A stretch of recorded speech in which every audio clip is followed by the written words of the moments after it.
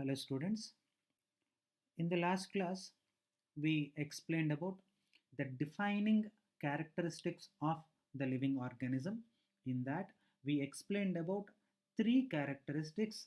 The first one, what we discussed, is metabolism, and the second one is consciousness, and the third one is cellular organization. Whereas today's class, we are going to discuss about the non defining characters of the organisms. The first one is growth, and the second one is reproduction. Now we will take the first one, that is growth. Growth can be defined as it's a permanent and irreversible change in the size of an organism is called as growth. I'll tell you very easily. Every one of us, we took our birth in form of a small baby, but now we are maybe 5 feet, we are maybe 6 feet. That means we increased in our size, we increased in our volume, and once we increased, again we can't be able to become small like our childhood. That means once the growth that happened, it is happened. That's it, we can't be able to bring any changes in that. That is the reason why growth can be defined as permanent. Once it happened, it happened. Whereas irreversible, you can't be able to take it back. So it's a permanent and irreversible change in the size of an organism is called growth. Whereas growth can be measured in two ways. The first one is in terms of volume and in terms of increase in the number. Here you need to understand one small simple point, that growth, every time you can be able to measure in terms of volume. Why? The reason is, let us take unicellular organisms like amoeba and paramecium, euglena, etc. Now, these are all unicellular organisms. That means the whole body, the complete body, it is made up of single cell. So, one cell, how much it will grow, how much volume change you can be able to see. So, you can't be able to measure the growth always in terms of volume. Sometimes we need to measure in terms of increase in the number. That means one amoeba, it undergoes division, that means binary fission, and then it is producing 2, and that 2 again they produces 4, and 4, and again they produces 8. Like that, they replicate in their number. So unicellular organisms, they can't be able to show the growth in terms of volume.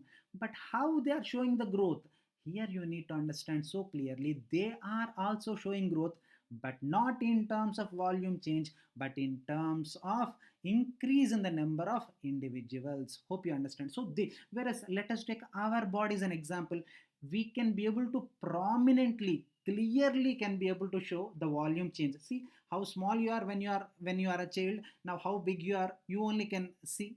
You may be 5 feet or you may be 6 feet.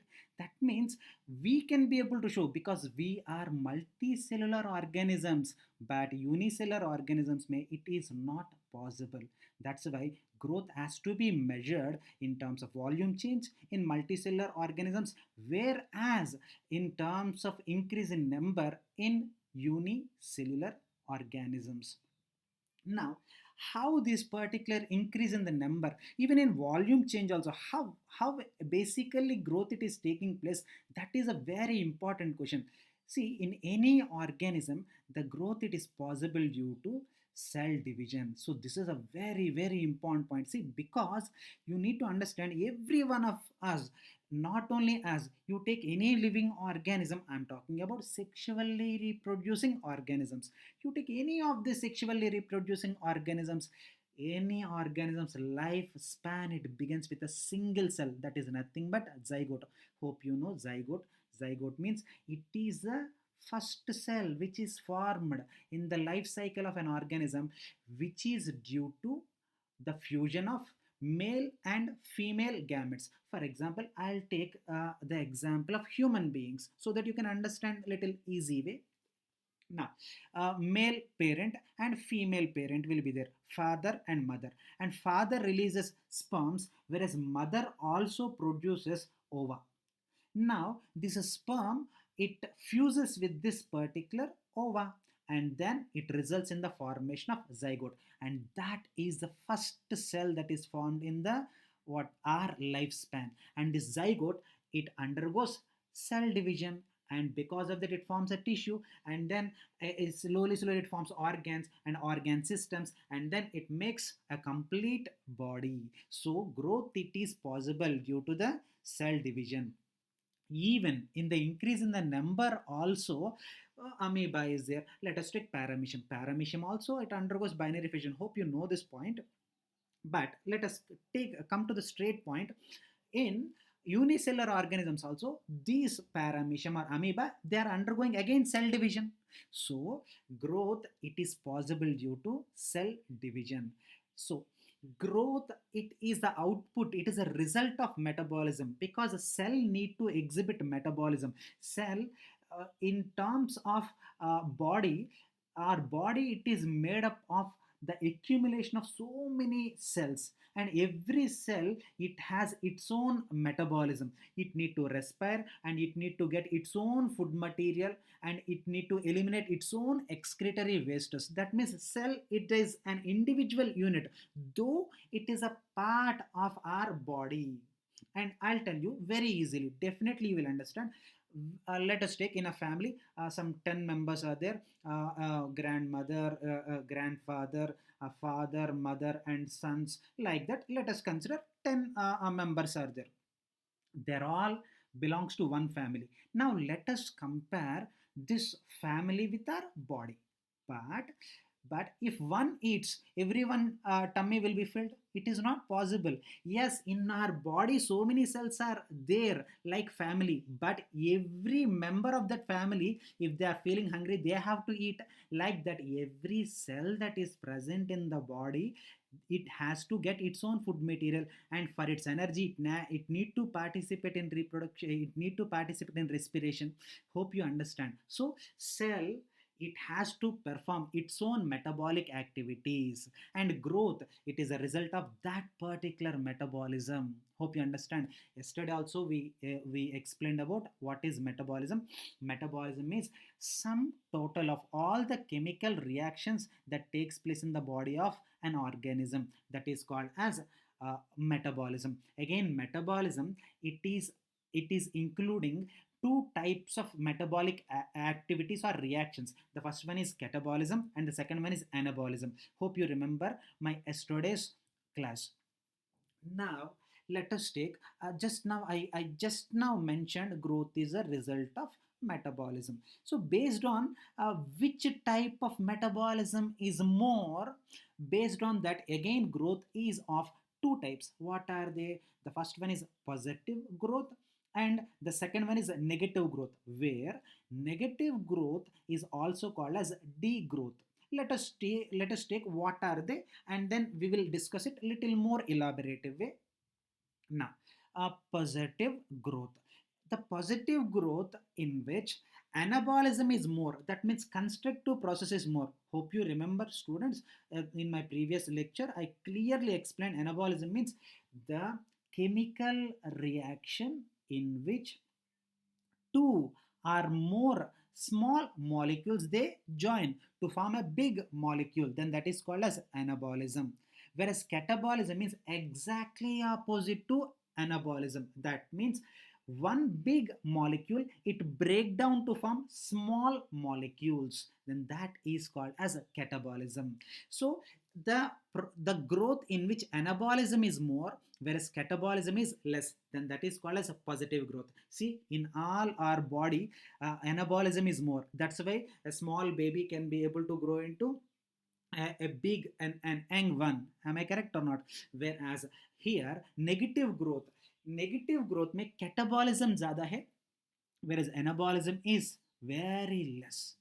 How? See, I'll give you a hint. Try to think. You only try to get the answer. Of course, just in 1 minute, I'm going to reveal the answer. How it takes place in our body. So think about it. In our body only the negative growth it is taking place. Just think for a while. How? Yes, let me answer this. Now, if any person grow old, how much ever he eat, but still his muscle deterioration is taking place. That means when we grew old in our body, the negative growth it is taking place. That means catabolism it is taking place than anabolism. See, collagen it starts degrading, and the body, the skin it starts developing wrinkles, and the mass of that particular person, the weight of that particular person, it becomes decreases. And healthy person, when he is in a middle age or when he is in young age, when it comes to the old age, he becomes very lean and weak. So this indicates what? In that aged person, slowly catabolism it is getting increased than anabolism. But slowly when we are so small, and when you are growing, you start becoming healthy, and you start becoming very active. So it indicates what? Anabolism is more, whereas catabolism is less. Then that is called as positive growth. Whereas in old age, catabolism is more and anabolism is less. That's why it is called as negative growth, which is also called as degrowth. Hope you understand. And students, yesterday also I told you, if you have any single doubt, you please WhatsApp me. I'll immediately answer. Whenever I see, immediately you will get the answer. Okay. Now, let us take the next type. Now, again, growth, it is of two types. Earlier also, just few minutes back also, we explained about types of growth, but that type of growth, it is based on metabolism. Whereas this type of growth based on how much duration an organism grow in its lifespan. So based on kitna age tak organism can be able to grow. Based on that, again growth it is of two types. What are they? Let us see. The first one is indeterminate growth, and the next one is determinate growth. Indeterminate growth means it is unlimited growth, whereas determinate growth means limited growth.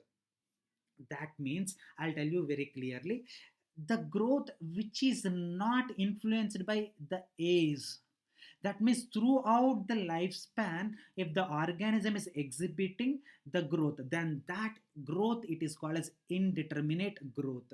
Whereas determinate growth means the organism it grow up to limited age. For example, let us take human beings up to 17, 18. Of course, few students they grow 19, 20 also, but rare cases. But maximum of the cases will stop our growth till 17, 18 ideally. That means after 18 what is happening, we can't be able to show this growth property anymore. That means our growth it is restricted to age. That's why our growth it will be considered as determinate growth. Then let us take example for this also, then you will understand so clearly. Indeterminate growth means, let us take a plant body. Any part of the plant body, some branch or some leaf, at least a leaf, any part, any one part of the plant body, it keep on growing throughout the life. Did you notice it or not? You take a huge plant, such a huge plant, it is fully grown, but still a small branch may grow or small bud may grow. So you understand, hope you are understanding it. So in these plants, the growth it never stop throughout its life. That's why in plants, indeterminate growth can be seen. See, I clearly mentioned it takes place in plants, whereas it takes place in animals. So these are the two types of growth based on the age. कितना age तक an organism can grow. Okay. Now let us take one more type of growth.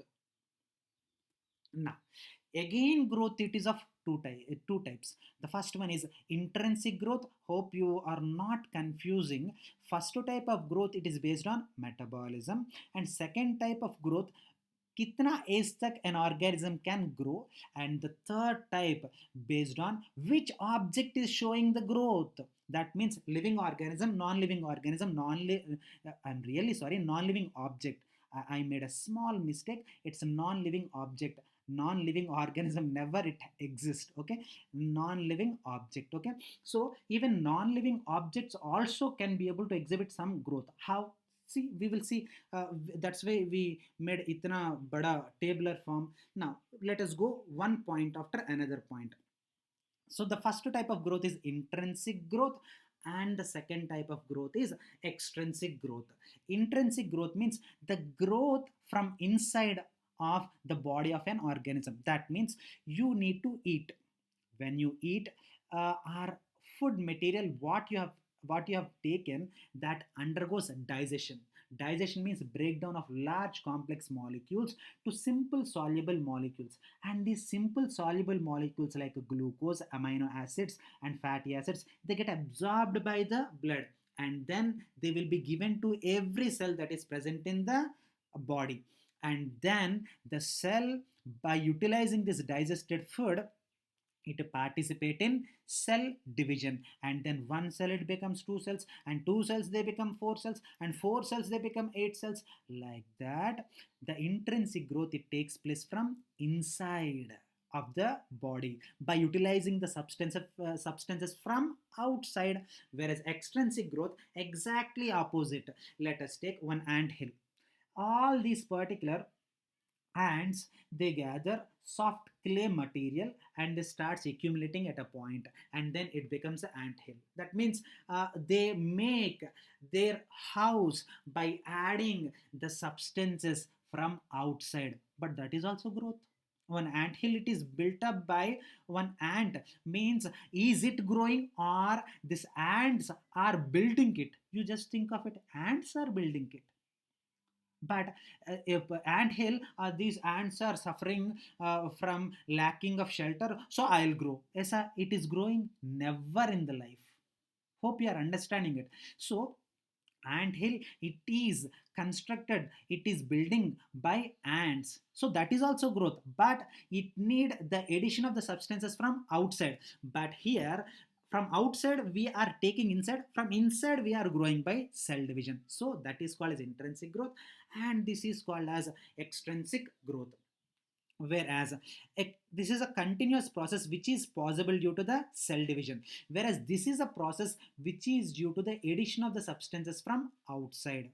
Now, this will be exhibited by the living organisms, whereas non-living objects, they show this particular extrinsic growth. Whereas growth from inside, it is also called as organic growth, or it is also called as true growth.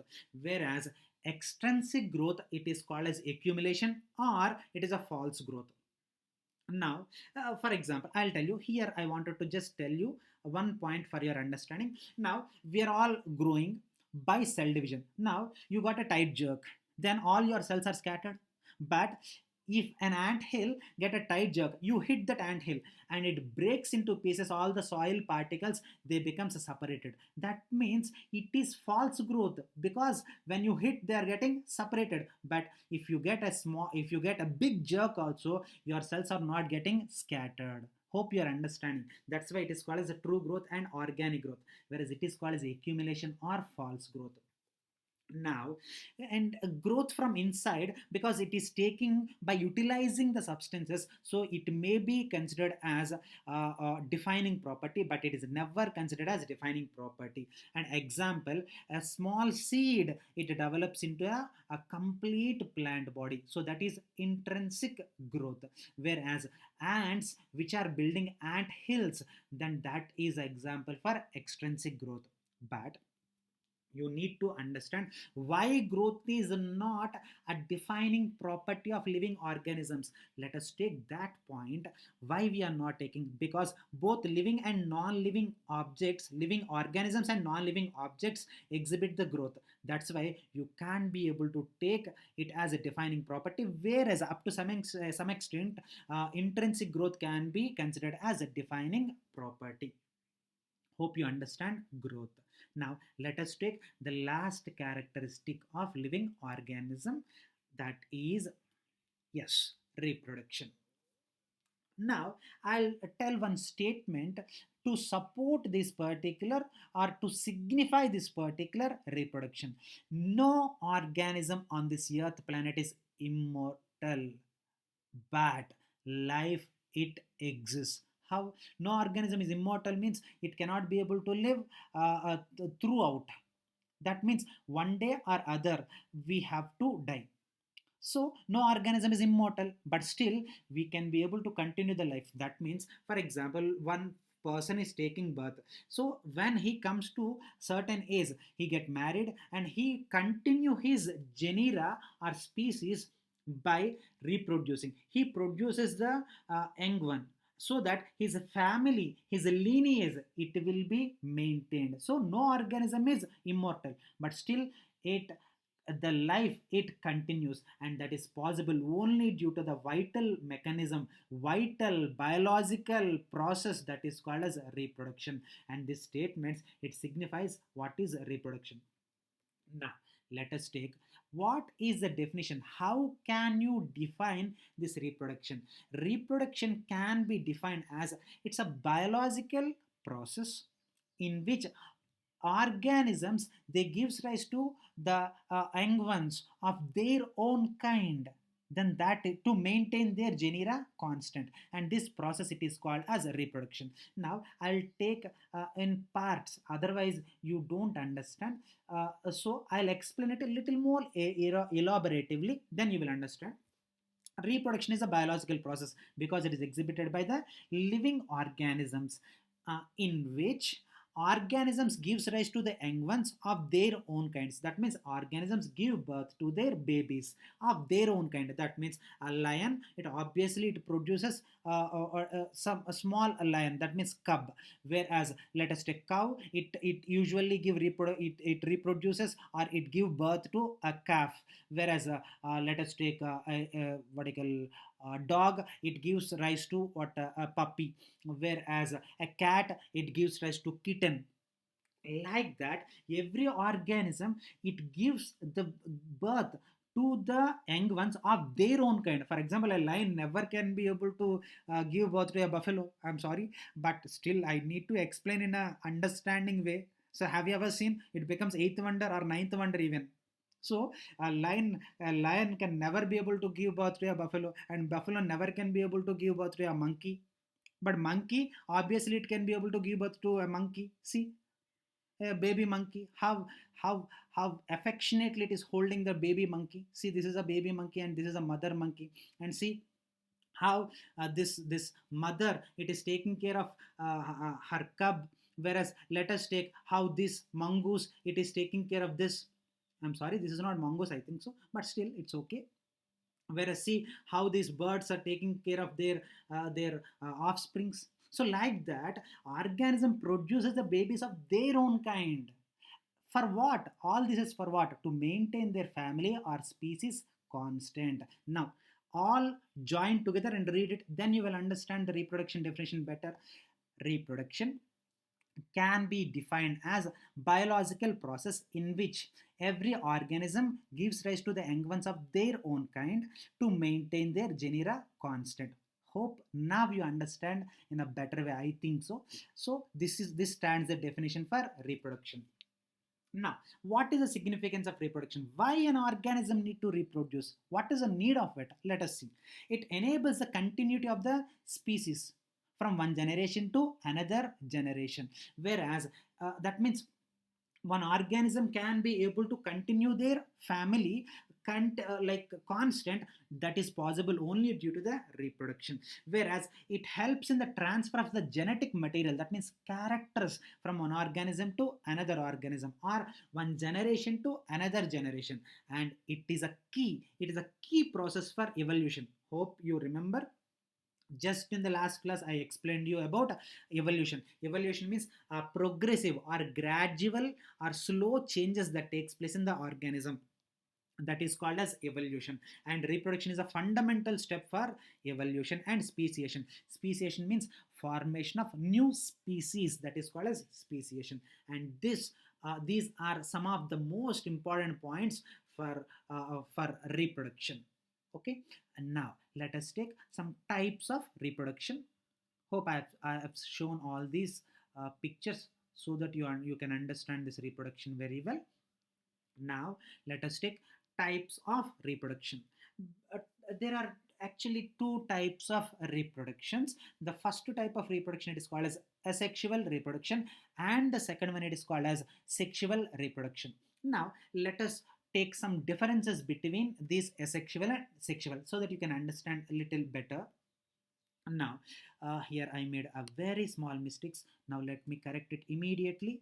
Now, offsprings. Now, we will take now asexual reproduction can be defined as a parent individuals. It undergoes a division to produce the young ones of their own kind. That means one paramecium, it is undergoing division. So that by the division, it can be able to produce its offsprings. So two offsprings, because a paramecium it is undergoing binary fission. So binary fission means two baby a paramecium will come. So paramecia will come. So that is called as asexual reproduction. Whereas sexual reproduction matlab the parents, that means male parent and also female parents, they produces their gametes respectively. That means male produces sperm whereas female produces ova, and they fuses to form zygote, and that zygote it eventually develop into offspring. So this is called a sexual reproduction. Now let us read out these sentences so that you can understand.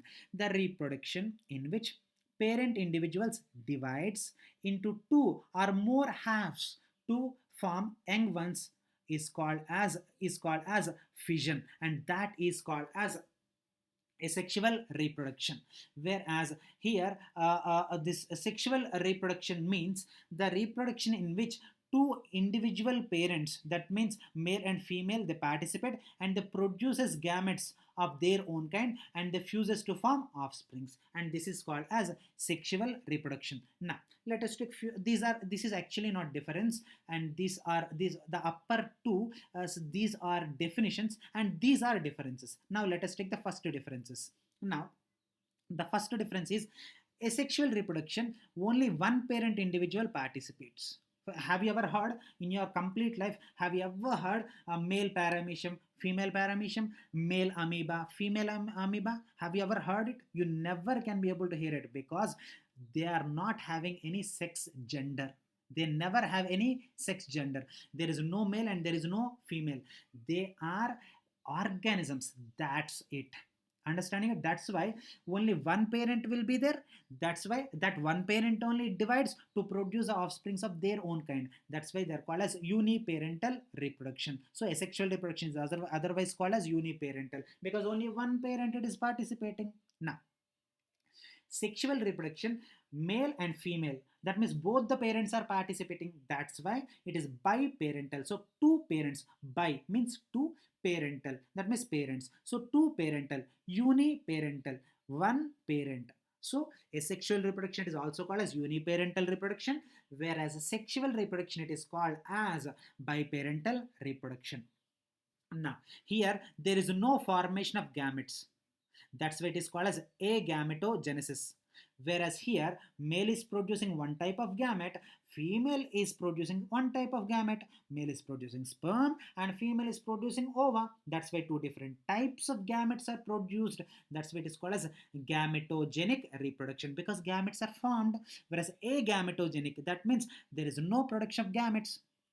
Whereas here only one cell will be there because mostly asexual reproduction is exhibited by unicellular. So that cells, they are somatic cells. Hope you know what is the meaning of somatic cells. Somatic cells which are also called as vegetative cells.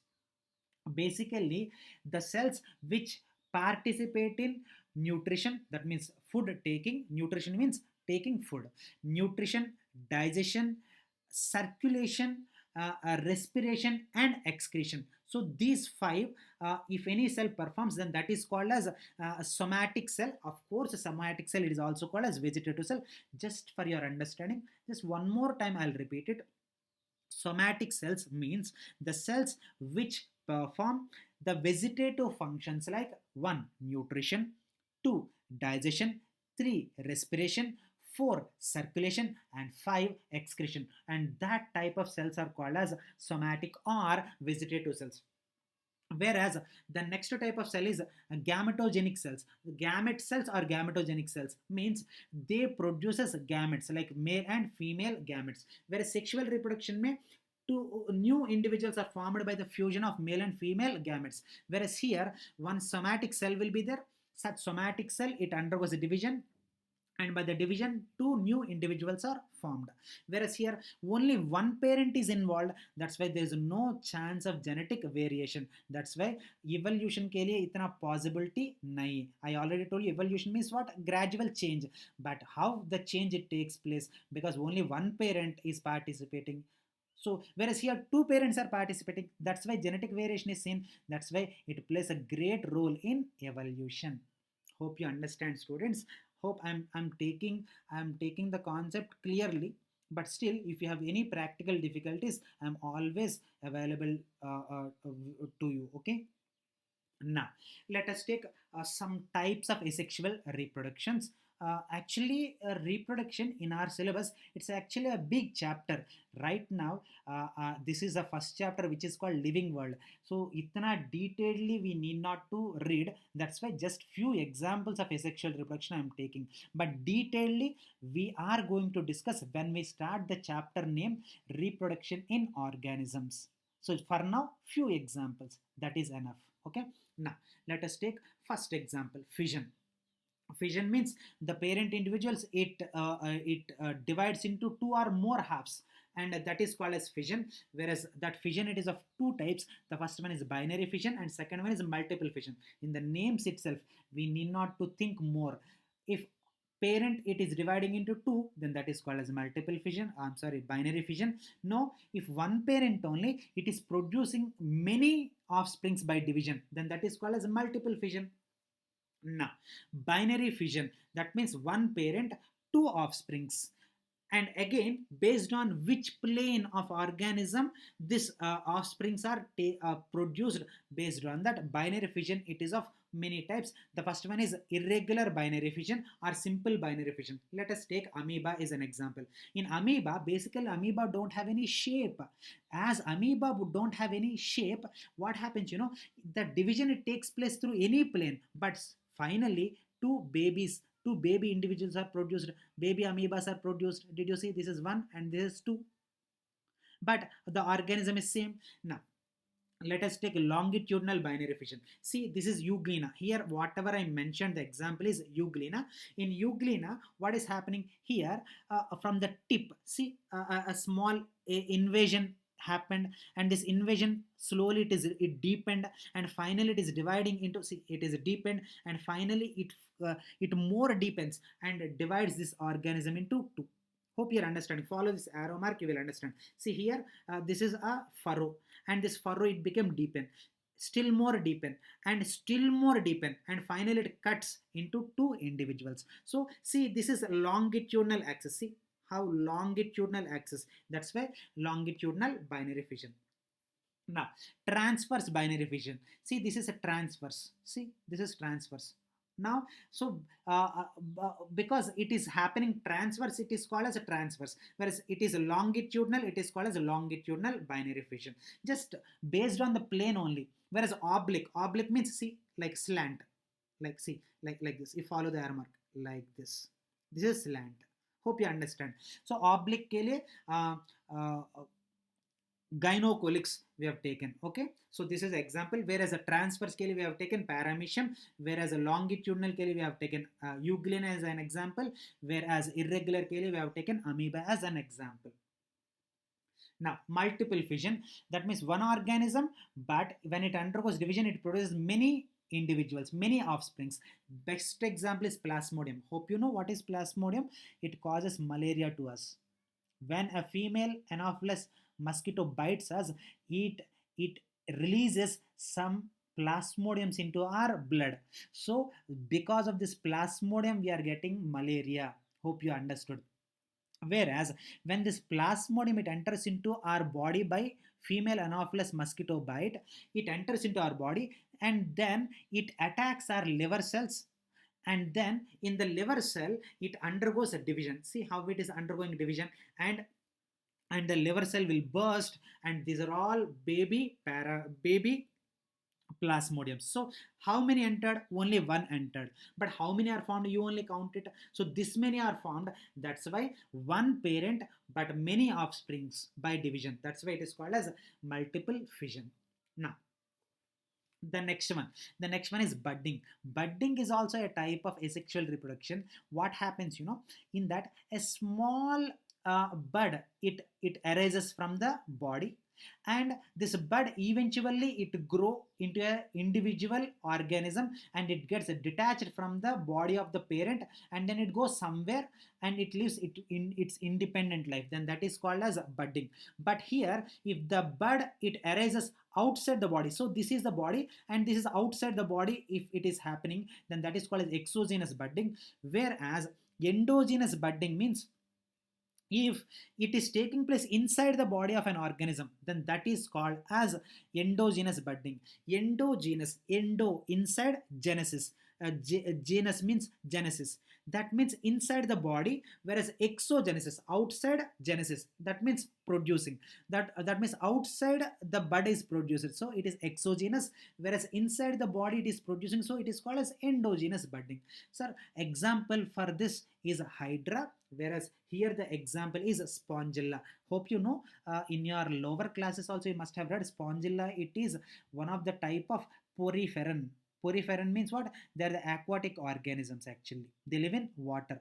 So in spongilla, that means in poriferan called spongilla, you can be able to say a bud, and this bud it is called as gemmule. See, I brought the image of also this of this gemmule, and this gemmule it produces this particular produced by this particular spongilla, and that is called as endogenous budding.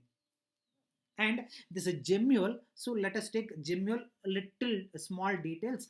And in the gemmules, see, this is gemmule. Inside it you can be able to see some small structures, oval shaped structures, and these are called as archaeocytes. And this gemmule, it is produced inside the body in form of a bud. After it's released, wherever it go, it releases this particular archaeocytes, and this every archaeocyte it develops into a individual spongilla. Hope you understand. Okay, now the next one is of course this is the last one. I've taken few examples only because reason I told you very clearly. Actually, this reproduction is a separate chapter in your syllabus.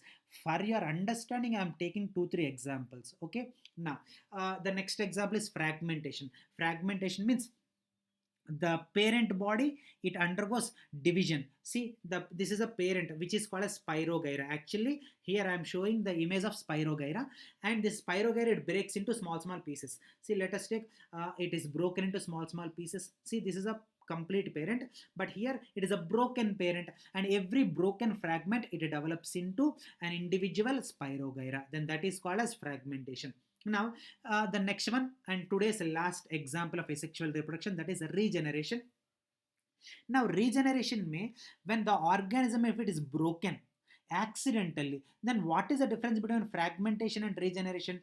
Fragmentation, organism by itself it is breaking into pieces, but regeneration accidentally it is breaking into pieces. When accidentally this planaria it is breaking into pieces, and each piece it is developing into new individual. Again, for your understanding, I am telling you, fragmentation it is a natural asexual reproduction exhibited by organisms, whereas regeneration means it is accidental what do you call process. By accident, if any organism it is broken, and each broken fragment it develops into individual organism, then that is called as regeneration. Now, anyone who are listening this video lecture, they really think that we are discussing this many types of reproductions, in that every organism it is producing the babies of their own kind. So obviously reproduction must be a defining character, but still sir is telling why reproduction is not a defining character. Definitely you will get the doubt. For that I am answering, yes, every organism it is producing the young ones of their own kind, but there are some exceptions. See, these are the exceptions. So some mules and hennies, and also some sterile human beings, and also some worker bees. Hope you know, these are the kind of bees. Female bees are there, worker bees are there, and also drones are there. So these are the types of bees. Understanding it? And these are the organisms, never in their life they can be able to produce the babies. If it is a defining character, 101% every organism need to reproduce. But what happened to this mule and what happened to this particular sterile couple? Sterile couple means they can't be able to produce the babies, then they are called as sterile couples. And this worker bees, so all the living organisms, they are not showing the property called reproduction. That is the reason why it is not considered as a defining property. But any organism, it has to show metabolism, otherwise the cell will die, and if the cells die, organisms also die. Any organism should have consciousness, otherwise it cannot be able to respond towards the external environment, so we can't be able to survive. Whereas any organism, a cellular organization must be there, otherwise we can't be able to function. That means our organs cannot be able to function. So no organism can be able to live without consciousness, without metabolism, and without cellular organization. But organisms can live without growth and without reproduction. For example, if some people, they don't get married, but still they're happily living. Some people, they never grow. That means that type of that type of human beings are called as dwarfs. Sometimes when you are going on road, you can see some people, they don't grow, they remains very small, but still they are living. So they are not defining properties. Hope you understand. Thank you so much.